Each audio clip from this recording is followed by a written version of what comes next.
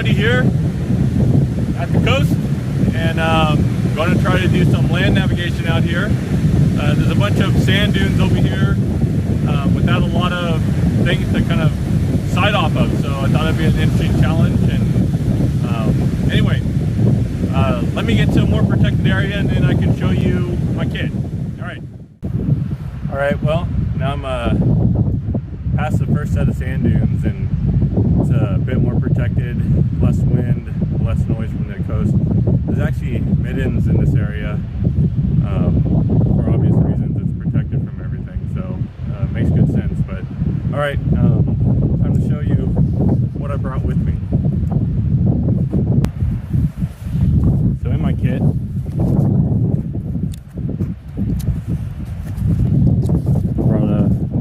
tripod, of course. I have my topo map of the area here.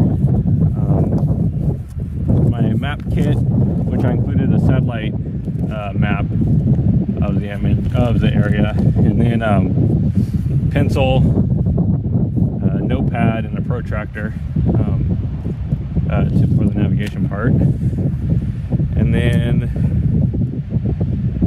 I have my lensatic compass, so that's what I'm going to be using to navigate around and get to my waypoints. So let's get into it. So the reason I brought a satellite image map is that where I'm navigating to, I'm navigating to a spot where the trails join. Junction in the trails. There's no trails, it's all sand dunes between my start point and there, but there's not a lot to side off, like I mentioned. So the idea being that I can use the satellite imagery to find some landmark that I can use as a waypoint, so I know I'm heading in the right direction. And I'm going to use the satellite imagery and my protractor to transfer the waypoints that I want from that map to this map. And then when I have them all on this map, I can, well, and the reason I'm doing that is the trails, you can't see them on the satellite imagery. So the trail junction is only on this map. I could transfer just the trail junction to this map, but I don't know. That's probably the easiest. I use UTM, and so I have the UTM grid lines on there. That's how I'm going to transfer things. I could just transfer the one point, which would make sense, but yeah, I'm going to use this map. That's what I want to do. So unnecessarily more difficult, but that's what it is. All right, so UTM. I've been practicing for this and this challenge, actually. It's something I've always wanted to learn more about, so I'm happy to do it. And by the way, this helps if it's raining. I didn't know what the weather would be like. It said 20% chance, but there's obviously none here. So I've been practicing with UTM, which helps a lot. And I'm actually going to put up on the screen somewhere a close-up image so you can actually see what I'm looking at on this map here. But on this map, my starting point is going to be right off of a road, and that road isn't on this map. But you can see that road just barely on this map. And there's a tree that's at the end of that, or sort of the last tree before all the dunes that's on this map. And that's going to be my starting point. It's easy to tell that I'm in the right spot. I'm on the road. It's the last tree before heading out to the coast. And so, yeah, it's going to be my starting point. And so, then I'm also going to there's a tree line with a break in it, and I can see the break on this map, and that's going to be my second waypoint, or I guess my first waypoint, starting point and then waypoint. And then I'll hit that break, and then continue on to a group of trees, which will be my second waypoint that lets me know I'm heading in the right direction. And then you can't see the trail junction on this map, but then the trail junction is just past that group of trees, and there's actually a lone tree at the trail junction. So hopefully it'll be noticeable to everyone. anyone else. So in using UTM, what you do, I also, for keeping track of my pace, I have pace beads that I made out of antler. So that's what I'm going to be doing to make sure that I'm actually know how far I've gone. So UTM, I don't know if this has already been shown, sorry if it's boring for a lot, but this grid coordinates, they're in kilometers. It's 1 square kilometer, and then you have a protractor that you measure your point on, and you get a coordinate that then is, for me, easy enough to transfer to the other maps. So that's why I like it. The other reason is I've done everything in kilometers. Kilometers just make sense to me. I can divide by 10 pretty easy. And so I actually can use this to measure my protractor, to measure distance if I wanted to. I do print my maps in 1 to 25,000 scale. Sea Hunter showed me this trick. The nice thing about 1 to 25,000 scale is every 4 centimeters is a kilometer. So 1 centimeter is 250 meters. It makes it really easy to do all the math in your head. The other thing is my compass has a scale on it for measuring. So I have multiple ways of measuring distance, but this scales in 1 to 50,000. Well, half of 1 to 50,000 is 1 to 25,000. So instead of this being 2,000 or 2 kilometers, it's 1 kilometer. So I can use the scale on the side of my compass to measure distance, pretty easy. I can use the protractor to measure distance pretty easy, and I can use the protractor to get bearings and transfer my points. So I'll start, I'll go through how I measure the first point here, and then I'll probably zip the video on measuring the subsequent waypoints, and then I'll go to transferring it. So I first got to make sure that you're using the protractor in the right direction, so making sure you can read it, and then making sure that you're using the right, on my protractor at least, using the right scale, so 1 to 25,000. And then you line up on the grid lines, you line up your measuring system. I don't even know what it's called, that's bad. On one of the lines, and you measure over, here's my waypoint, the tree that I'm looking at, starting at. You measure over until you have this vertical line on that tree, and so that tells you your east-west value, and then you measure up on this vertical line, and that tells you your north-south value. So yeah, so for this waypoint I am getting, let's see, make sure I'm doing the right one. I feel like with land navigation, it's like working on a wood project, measure twice, walk once. So that's what I'm trying to do here. Make sure I'm actually measuring to the right tree and getting the sand now. That's an interesting challenge. The sand out of the way here. Just move my body so I can see the sun too.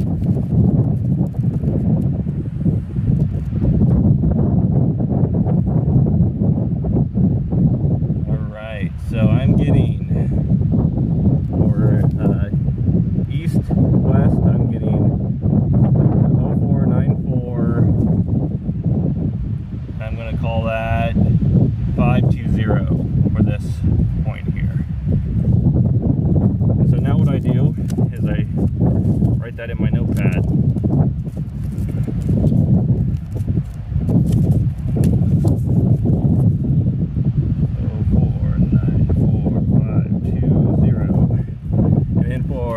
North and south, I'm at 4243,710. So that's the point that I need to do. So at this point I'm going to measure the other waypoints, and then after I have them all written down, I'll transfer it to my my topo map.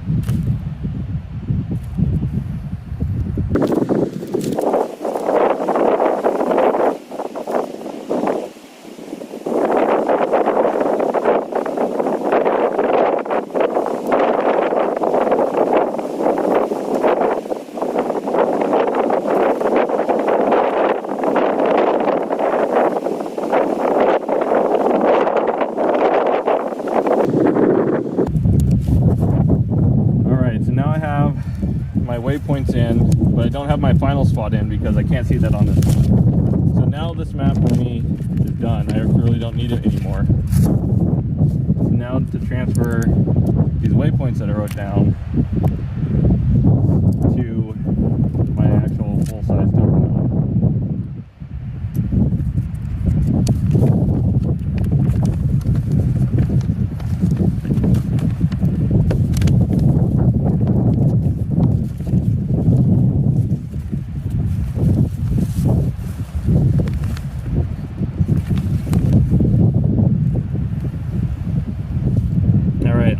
Size topo map. Let's see, where's that trail junction? I think it's on this side. Yeah, so here's the trail junction I'm heading towards. Bigger like this. And so you can see, maybe you can't see, I'll blow this up, take pictures and blow them up, but I have sand dunes. There's a sand hill that I can side off of. I don't really know what it looks like from my trail. And then that road is somewhere in this area, and it's not on this map. It's before they're using that, or the road was in here when they made this map. And then there are trails that I'll be crossing, but this trail junction is where I'm heading towards. So now I take my protractor and my coordinates, and I start transferring these coordinates to this map. So I'll probably zip this along as well.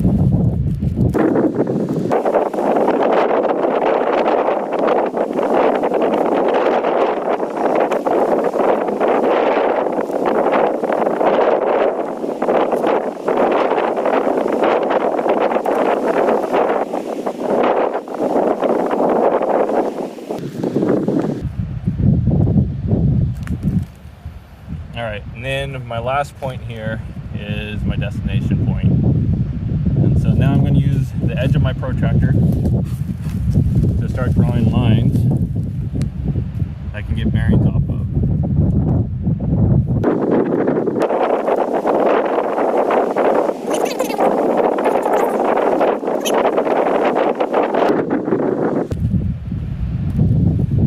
Alright, so now I have my bearing lines. Now I gotta calculate what the bearing is for those ones, and then I'm going to have to adjust for magnetic because I'm using my compass, obviously. So from map to compass, I'm minus my magnetic, which is 14 degrees east. So yeah, anyway, I'm going to have to subtract that to get to where I'm going. Then I'm buying my bearing. I line everything up, make sure it's as straight and square as possible, and move to my point, and then go down and look up. So this is one of the problems. I'm having my protractor backwards because it's clear, so you need to make sure that you can read it. So it'll actually give you the correct bearing. So I'm on my point, my start point, and then I look down, and it's saying I have to go 201 degrees. So I'm going to write my little notebook here. 201 magnetic north. Or magnetic, it doesn't mean, it's not north, right? It's just magnetic. And I write magnetic because that's one thing Sea Hunter and I was having an issue with. We'd be giving each other bearings, and we'd never know if it was magnetic or true. So, or sorry, true north or magnetic. And this is not magnetic, it's true. So I gotta convert that to magnetic. Alright, next bearing.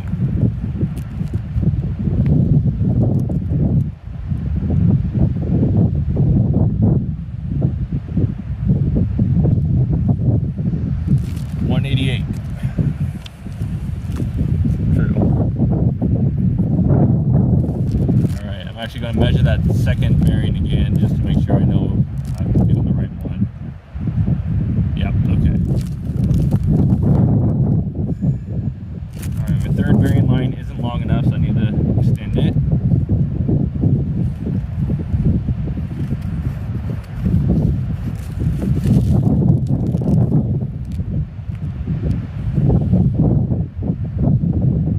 $161. True. All right, I'll spare you the math, but like I said, I gotta subtract 14 from all these to get my magnetic bearing, and so I'm going to do that off camera. You don't need math in action, and next time you'll see me, I'll be at my start point. So all right, so here I am, the last tree before the coast behind you, and from the group of trees.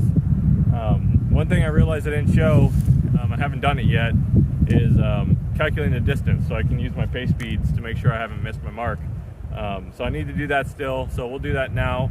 I did calculate the magnetic bearings, so I have all those to use with my compass to get where I'm going, but I need to know the distance.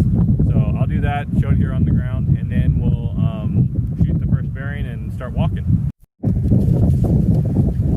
All right, so the method I'm going to use to calculate my distances is my protractor. So that's one thing I was talking about using before when I was there's my different options for measuring how far I need to go. So what's nice about UTM, right, everything's in kilometers, so this grid here is in a kilometer, so I know my first point to my second point is less than a kilometer, because that's where it's within those two lines. So that means that I can use this, as long as I'm using the right scale, I can use this row, any one of these rows, because that's measured in kilometers, to actually measure that distance. So I put 0 on the line and look at where the next dot is, and I have 610 meters for my first point. So at 610 meters. And do the same thing with the second point. This one might be a little longer, so I'll show you what I do if that's the case. Yeah, it's going to be longer than a kilometer, so that's good. So what I'll do on that one, I'll map up all the way again.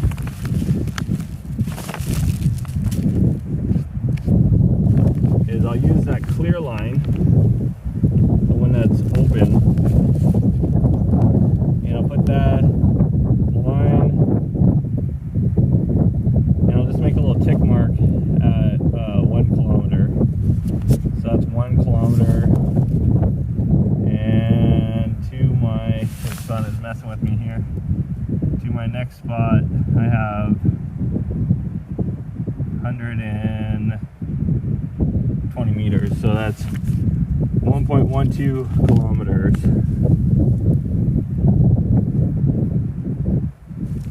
And then my last one's a quick jaunt, so I can use just the line to measure that one. And I have 320 meters. So I have my bearings in magnetic, and I have my distances in meters, kilometers. So now I have everything I need to actually get walking. So let's do that. Let's actually have some action, non-math side. But hey, that's where we got. That's how we got there. So good enough.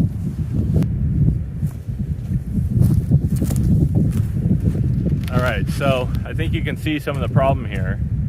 So this is the road, the tree just north of the road is right here behind me, behind you as well. And I know I need to go that direction somewhere, but part of the problem is there's nothing, unless I get lucky and my bearing is at that hill or at that tree. I don't even know if that tree's in frame, but at the tree, I don't really have much to point off of. So what I'm going to be doing is, and hopefully you can see this, barely maybe. Anyway, what my plan is I will use this dial and essentially put red in the shed, but I don't have any red on mine, so I'll shoot my bearing, lock the wheel, and then adjust so the two lines match. And then I'll use my compass as I'm walking as my way of, I'm probably way close to the camera. Don't need to see me that close. Use my compass as I'm walking as a way to keep track of that I'm heading on the right bearing, because I don't have a lot really to shoot off of here. So, all right, time to measure. I have my measuring pad out. My compass is ready. 187 degrees is my first shot, first bearing here.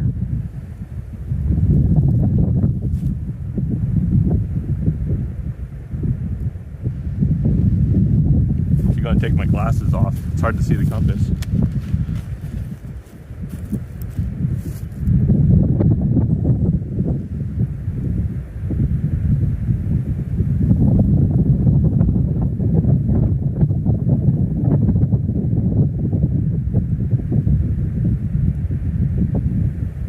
So as I suspected, there's nothing. It's not cheating on anything significant over there. So I closed my thing, and now I'm adjusting my ring. Oh, it's moving, so now I gotta do it again.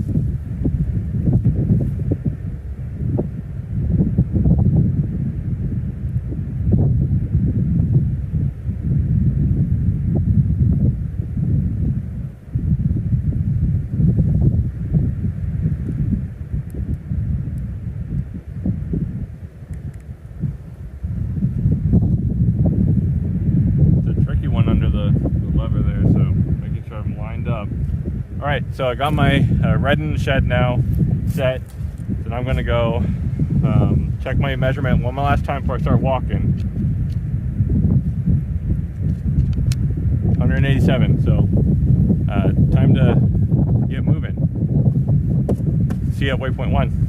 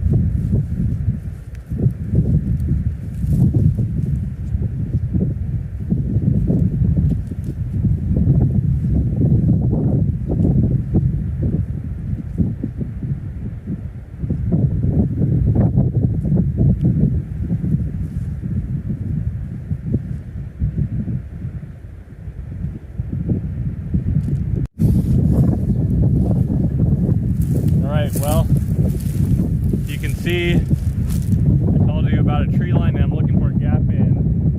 And over this next little dune, you can see the tops of those trees. So that's where I'm headed for my first waypoint. You also get a good view of everything, looking to see what the coastline looks here. So yeah, I'm going to keep going. Already gone 1.5.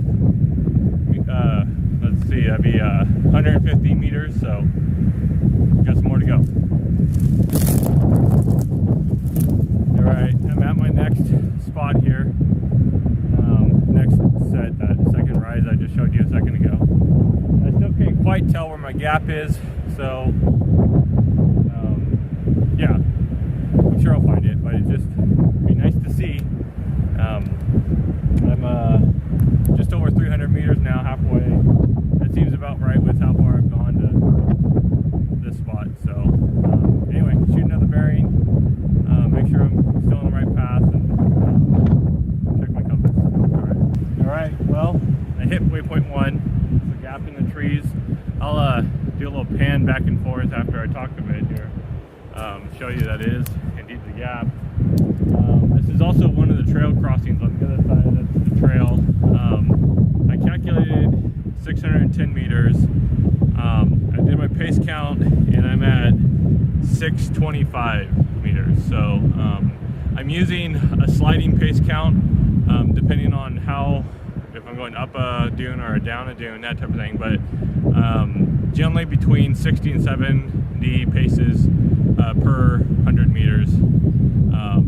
Closer to 70 most of the time, to be honest. And it worked. I mean, made it to waypoint 1, and I have a accurate pace count so far. So I'm going to reset my pace speeds. You can see that again I'm faced with the same problem here. The next bearing is somewhere that way, but I'm literally faced right into a dune, so I'm going to have to do the set my shed up again and start going towards my next waypoint. So, but now I'll pan that way, tree line, that way, tree line. It is the gap in the trees, so I feel happy that I made it.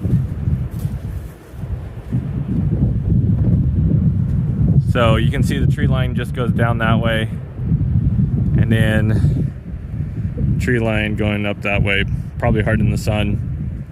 Some of the trees that I was actually seeing on those other ridge lines are trees back this way. I thought it was this tree line, but it's actually, if you can tell, it's kind of down in a little gully here. So yeah, but all right, I'm gonna shoot my next bearing, start heading to my next waypoint, waypoint 2 of 3 total stops. So let's shoot the next one. Oh, and I have been keeping my log here in my pocket. So 174 degrees magnetic, 1.212 kilometers. That's the next way.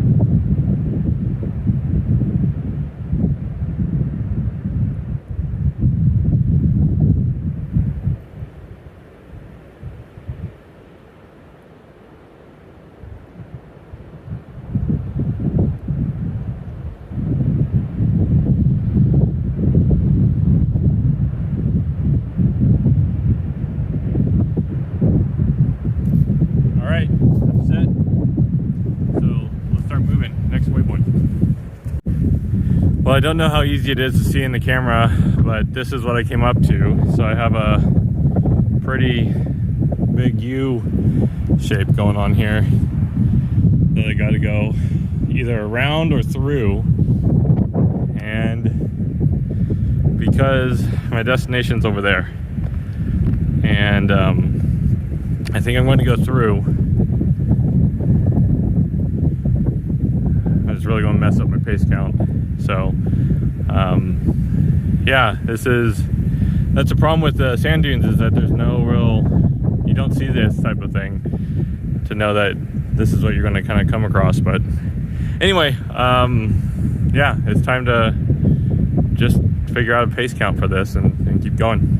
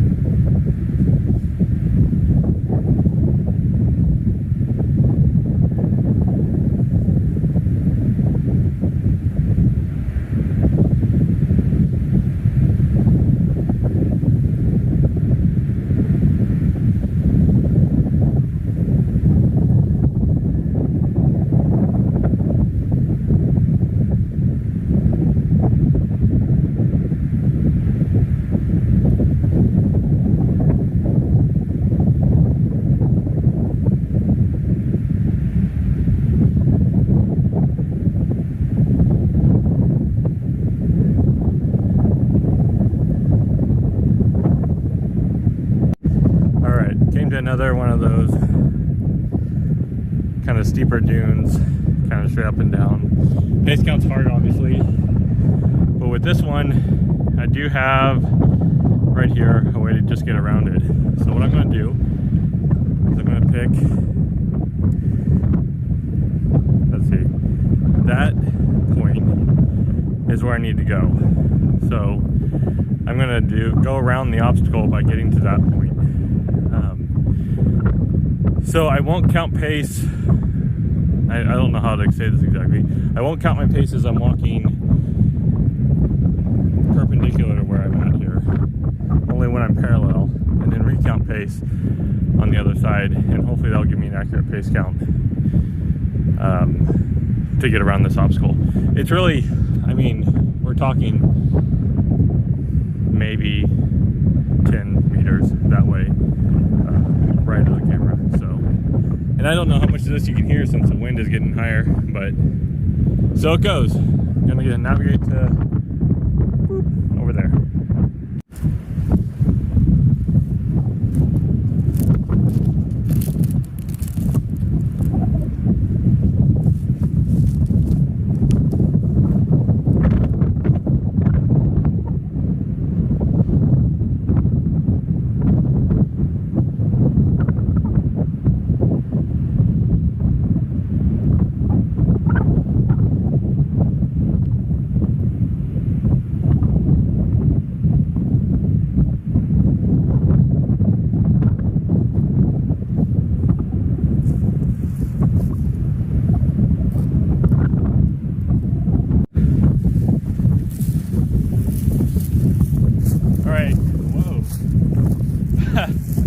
I don't know how bad the wind sound is. Those are the trees I'm heading for. I'm at 700 meters at this point. And it was supposed to be 1 point, well, I got it written down, don't gotta guess. 1.12 kilometers. So, looks about right, I don't know. Alright, well, keep going that way. Lots of dunes between here and there, lots of wind. Good to go. Alright, so made it to the trees, down a little gully because the wind's coming up pretty bad. So this is the last waypoint. Have to head that way some direction. 147 degrees and 320 meters. So, oh, in terms of distance, I had 1.12 meters, or 1.12 kilometers, and I went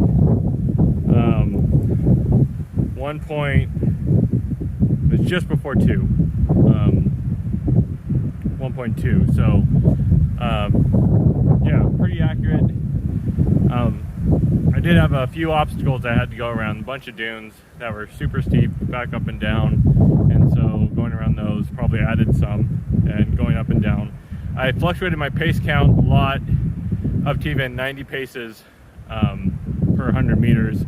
The train got pretty heavy in there, but anyway, I'm close. Another 320 meters to go, and I'll hit my destination, which would be the trail junction. I didn't say at the beginning, this trail junction has, when I looked at the satellite of it, there's some form of wooden thing in there, so hopefully it's distinctive enough that it's noticeable that I made it. I haven't been to any of these locations ever, so technically even getting here is, I've never been to the spot, but to me it seems like it's a little hard to tell that I actually made it to the group of trees I said I was going to make it to, even though this area is pretty treeless. But hopefully single tree trail junction with a wooden structure in it will be enough to pass as a go. Alright, I'm going to shoot my next bearing, the 147 degrees magnetic, so.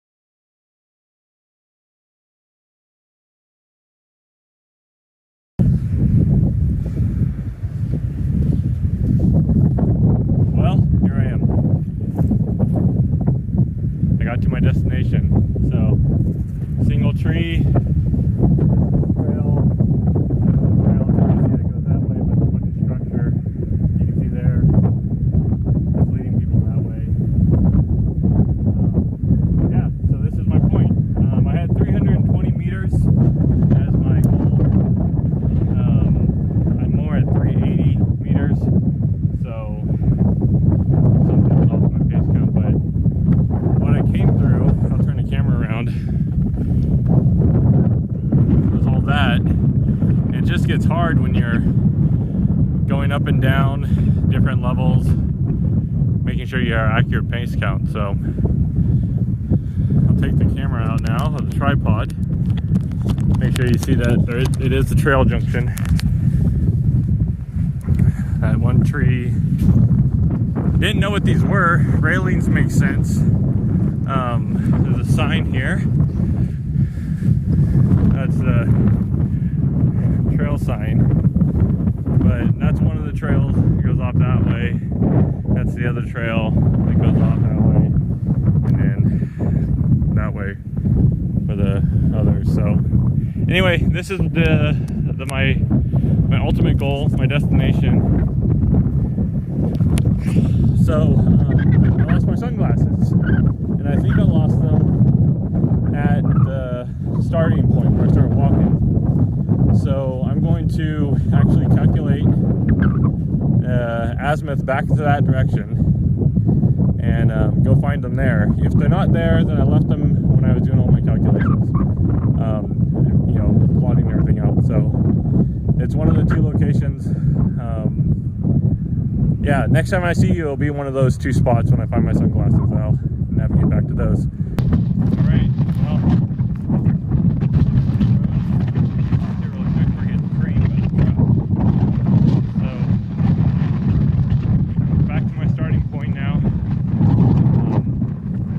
Yeah, that was great. I really enjoyed making my way out there and now making my way back.